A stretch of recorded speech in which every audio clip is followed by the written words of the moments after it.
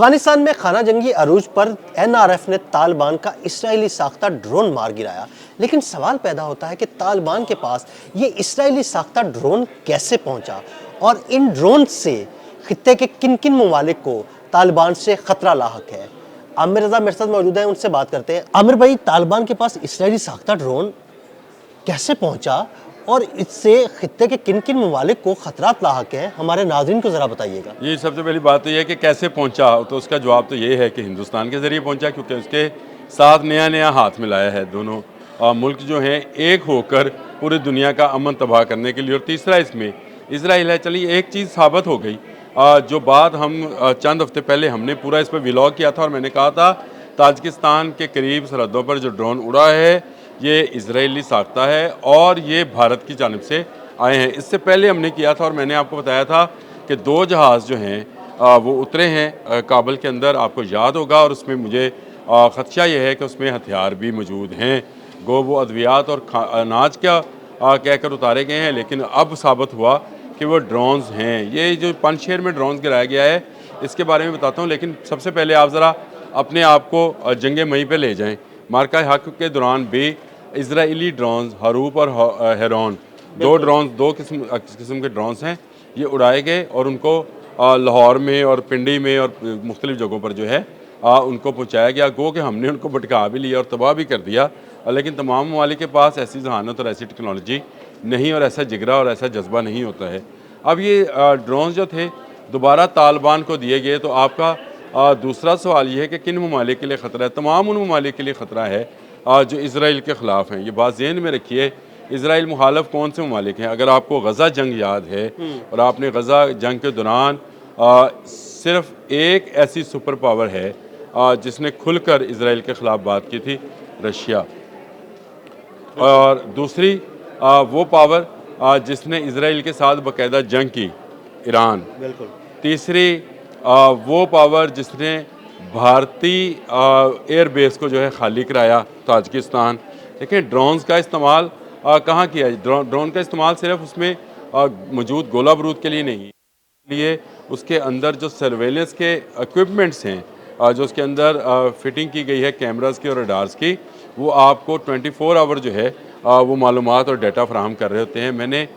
2 دن پہلے آپ کے ساتھ ایک ویلاگ کیا تھا پنجشیر میں این آر ایف کی کارروائیوں کے اوپر، اور میں نے آپ کو بتایا تھا کہ ایک تنگ گھاٹی ہے، کابل کے نزدیک یہ وادی ہے، ایک تنگ گھاٹی ہے جو گزر کر پنجشیر کی وادی میں داخل ہوتی ہے، اور اس پر کیونکہ این آر ایف یعنی نیشنل ریزسٹنس فرنٹ کا قبضہ ہے،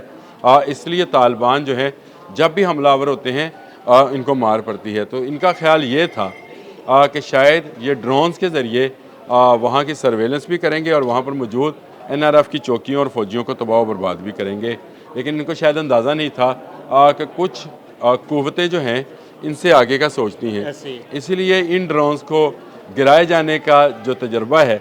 وہ یہاں پر بھی کر لیا گیا، اور ایسی اینٹی ڈرونز گنز جو ہیں وہ این آر ایف کے پاس موجود ہیں۔ میری معلومات کے مطابق ان گنز کا حصول جو ہے وہ ممکن بنایا گیا چین کی جانب سے، یعنی چین کی جانب سے ممکن بنایا گیا کہ ان کے پاس یہ بھی موجود ہو تاکہ طالبان انڈیا یعنی بھارت اور اسرائیل کی جانب سے مہیا کیے جانے والے ان ڈرونز کا استعمال کھل کر نہ کر سکیں۔ دیکھیں جب یہ کسی بھی چیز کے خلاف جب کوئی ایکوپمنٹ استعمال کیا جاتا ہے تو اس کی 100% شیورٹی نہیں ہے کہ وہ آئے گا اور گرا لیا جائے گا، لیکن یہ تو ہو گیا کہ آج وہ فوٹیج جو آپ نے عدیل بھائی مجھے دی اور بھجوائی، اور آپ بھی اس وقت اتنے خوش تھے کیونکہ ایک تو وہ اسرائیلی ڈرون تھا، بھارت کا مہیا کیا گیا تھا اور طالبان نے چلایا تھا۔ دیکھیں طالبان جو ہیں جہاز اڑانے کے قابل تو نہیں ہیں، یہ سچی بات ہے کہ ان کے پاس کوئی ایسی ایئر فورس یا کہا جائے تو نہیں ہے، ان کے پاس امریکہ کے چھوڑے ہوئے چند ہیلی کاپٹرز ہیں، کچھ فائٹر پلینز نہیں ہیں، تو ان کے لیے آسان یہ ہے فائٹر پلینز عامر بھائی ان کے پاس ہیں لیکن وہ بہت پرانے ہیں، وہ تو ہے، وہ بہت پرانے ہیں، وہ شاید نہ ہونے کے برابر ہیں۔ وہ میں اس لیے کہا ان کے پاس باقاعدہ کوئی ایئر فورس اور باقاعدہ پائلٹس نہیں ہیں، ان کی کمرشل فلائٹس کے لیے پائلٹس کم ہیں، تو وہ باقی کی بات تو چھوڑ دیں آپ۔ یہ ان کے پاس ڈرونز کا ہونا جو ہے اور اس کی ٹریننگ ہونا جو ہے،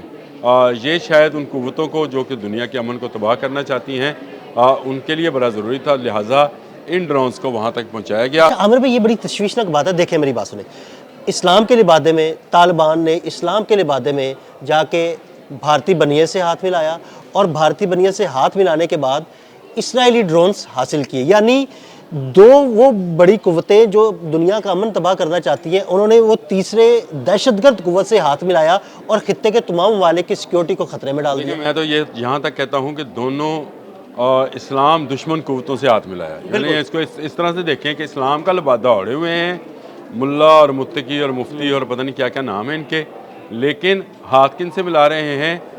بھارت سے, اور انڈائریکٹلی یعنی ڈائریکٹلی آپ انڈائریکٹلی کہہ لیں کہ یہ اسرائیل سے ہاتھ ملایا. اچھا اب ایک بات اور دیکھیں, اسلام کا لبادہ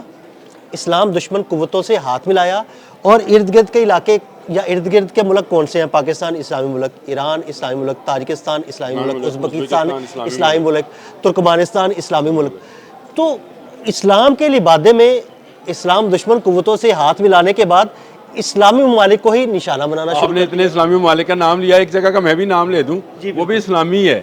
جہاں پہ یہ دہشت گردی کرتے پائے گئے ہیں. سنکیانگ چائنا کا وہ صوبہ جو کہ اسلامی صوبہ ہے, چائنا کا وہ صوبہ جو افغانستان سے جس کی سرحد ملتی ہے, اور وہ صوبہ اسلامی صوبہ ہے. پر مسلمانوں کی بڑی تعداد اور بڑی مساجد ہے. میں تو دیکھ کے اب تو ویڈیوز آ رہی ہیں سامنے کہ وہاں پر باقاعدہ آزادی, اور شی جن جو ہیں ان کے صدر, انہوں نے ایک مسجد کا وزٹ بھی کیا سنکیانگ کے اندر بھی, اور اسی طرح سے انہوں نے اپنا سر ڈھانپ کے اس کا وزٹ کیا. تو یہ بڑی بات ہے کہ ہم تو یہ سنتے تھے کہ وہاں پہ شاید جو ہیں مسلمانوں کے لیے بڑے سخت حالات ہیں, لیکن وہاں تو مسلمانوں کو اپنی پروپیگنڈا ہے اور یہ پھیلایا جاتا ہے. لیکن یہ آپ ذرا ذہن میں رکھیں کہ یہ ڈرون ٹیکنالوجی ہے. اب مجھے جو خطرہ ہے, جو زیادہ خطرہ یہ ہے کہ یہ اسرائیلی ٹیکنالوجی اگر ان کے پاس آ رہی ہے اور ان کو تربیت دی جا رہی ہے تو یاد کریں کہ بگرام ایئر بیس کے اندر ڈرونز موجود ہیں اور ان کے اندر ان کا کنٹرول اینڈ کمانڈ سسٹم موجود ہے. میں اس کا بارہا ذکر کر چکا ہوں کہ یہ وہ ٹیکنالوجی ہے جو ابھی تک طالبان کے وہم و گمان میں بھی نہیں ہے. نہ اس کو چائنا کے لیے کھولا گیا, نہ طالبان نے اپنے لیے کھولا, بلکہ الٹا امریکہ اس کے کھلنے پر جو ہے دھمکیاں لگا رہا ہے. اور رشیا بھی چاہتا ہے کہ بگرام ایئر بیس جو ہے, کیونکہ اس نے کولڈ وار کے زمانے میں تیار کیا تھا تو لہٰذا یہ اس کی ہے, اس کے اندر یہ کمانڈ اینڈ کنٹرول سسٹم اور ڈرونز جو ہیں موجود ہیں. اور اگر طالبان کو تربیت دی جا رہی ہے تو یہ نہ ہو کہ اسرائیلی ماہرین, پہلے تو بات ہے کہ طالبان اسرائیل کو ہی تسلیم کر لیں. مجھے تو یہ بھی خطرہ ہے کہ جس حد تک یہ چلے گئے ہیں اسلام دشمنی میں اور مسلم ممالک کے دشمنی میں, کہ شاید اسرائیل کو تسلیم نہ کر لیں, اور اگر تسلیم کر لیں تو پھر اسرائیلی ماہرین کو بگرام ایئر بیس نہ دے دیں کہ آئیں اور کھولیں, اور شاید اس پر امریکہ کو بھی اعتراض نہ ہوگا. لیکن ایک بات ذہن میں رکھیں, جب ہم نے ان ممالک کا جو متاثر ہو سکتے ہیں ان ڈرون سے نام لیا تو سب سے پہلا نام رشیا کا لیا تھا. وہ اس لیے لیا تھا کہ رشیا وہ ملک ہے جو کہ کھل کر جو ہے وہ اسرائیل کے بھی خلاف بات کرتا ہے. اور بگرام ایئر بیس کے حوالے سے ڈونلڈ ٹرمپ کا جو بیان آیا تھا اس پر بھی جو سب سے پہلا بیان تھا وہ رشیا کا تھا کہ جناب یہ آپ کی نہیں ہماری ایئر بیس تھی, اور آپ نے اس کو اگر ڈیولپ کیا ہے تو اپنی چیزیں اٹھا کر لے جائیں. یعنی اب یہ خطرہ جو ہے مزید بڑھے گا. لیکن ایک بات ذہن میں رکھیں کہ اللہ تعالیٰ نے ایسی کوئی بیماری پیدا نہیں کی جس کا علاج پیدا نہیں کیا. تو میں یہ NRF جو ہے یہ ایک اتحاد ہے جو کہ طالبان کے خلاف اٹھ کھڑا ہوا ہے. تو یہ طالبان کی جو دہشت گردانہ بیماری ہے اس کے علاج کے لیے, اس کے تریاق کے لیے, اس سانپ کے زہر کے تریاق کے لیے NRF موجود ہے. اور اس نے ڈرون گرا کر یہ ثابت کر دیا کہ بھائی آپ اسرائیلی ڈرون لے کر آئے ہیں, آپ مزید بھی لائیں گے, مزید گرائے جائیں گے, نہ آپ سرویلنس کر پائیں گے اور نہ آپ ان سے تباہی پھیلا سکیں گے جو آپ کے ارادے تھے کہ اور آپ نے بھارت سے ہاتھ ملایا تھا. اس محاذ پر بھی ان کو ہزیمت اور شکست کا سامنا, جس طرح بھارت کو پاکستان کے خلاف شکست کا سامنا ہوا, میرا خیال یہ ہے کہ آنے والے چند دنوں میں, اور یہ میں کہہ رہا ہوں کہ 2026 طالبان کی حکومت کا آخری سال ہے, یہ چند ماہ میں ہو جائے گا, چند پہلے ماہ میں ہو جائے یا درمیانی ماہ میں ہو جائے, لیکن طالبان کی حکومت کو اب جانا ہے. اور وہاں پر افغانستان کے اندر ایک مستحکم جمہوری حکومت جو کہ عوام کی منگوں اور عوام کے ووٹ سے بنے گی, اس کا قیام ہونا ہے. یہ 2026 بہت اہم سال ہوگا افغانستان کے لوگوں کے لیے. شاید انہیں طالبان کے ظالمانہ نظام سے اور سسٹم سے آزادی مل جائے. بہت شکریہ عامر رضا جی. بالکل عامر رضا نے بڑی تفصیل کے ساتھ اس سارے معاملے پر روشنی ڈالی. عدیل احمد اور عامر رضا کو اجازت دیجیے گا. اللہ حافظ.